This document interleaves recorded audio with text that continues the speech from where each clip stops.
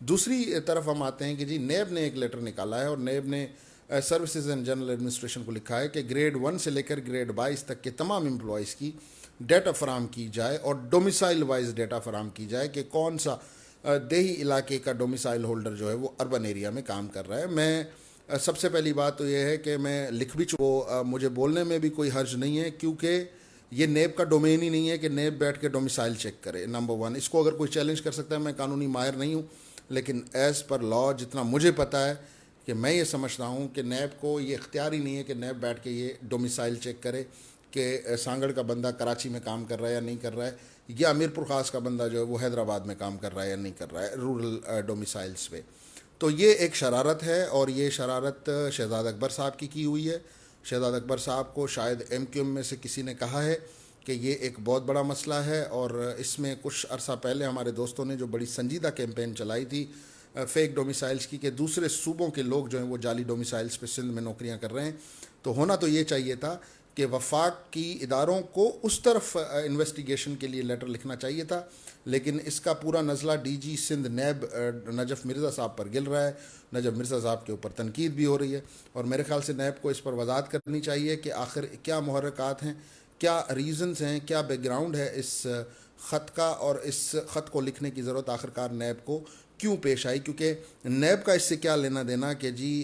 जो है वो कासिमाबाद का बंदा कोरंगी में काम कर रहा है या नहीं कर रहा है, या कोरंगी का बंदा कासिमाबाद में काम कर रहा है या नहीं कर रहा है। तो इसलिए this is again A genuine issue. मुझसे बहुत से लोगों ने कहा कि जरदारी साहब इसमें क्या हर्ज है कि अगर ये डोमिसाइल चेक होते हैं। पहली बात तो ये कि नेब का डोमेन नहीं है। दूसरी बात यह है कि इनका काम है करप्शन। आपने सारे करप्ट लोग पकड़ लिए, आपने असलम मुकेली को पकड़ लिया, आपने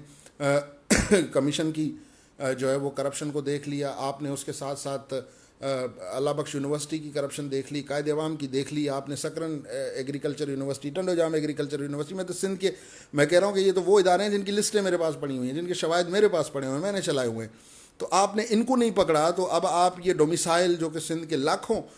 जो है वो एम्प्लॉयज़ हैं, ये किस चक्कर में नैब पड़ रही है, ये किसकी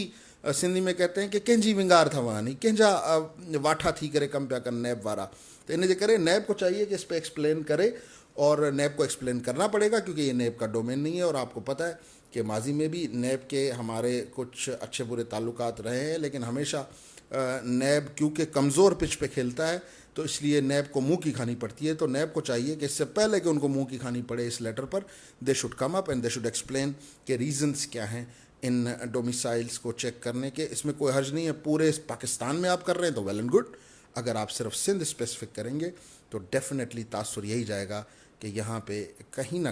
कोई गड़बड़ ज़रूर है। कोई ना कोई चाहता है कि सिंध के लोगों के दिमाग में ये इस किस्म की नफ़रत भरी जाए कि उनको ये महसूस हो कि वो शायद थर्ड ग्रेड सिटीजन्स हैं, और फिर उनके गुस्से को इस्तेमाल किया जाए उन सब चीज़ों के ख़िलाफ़ जिसका सबको नुकसान हो सकता है। मुझे दीजिए।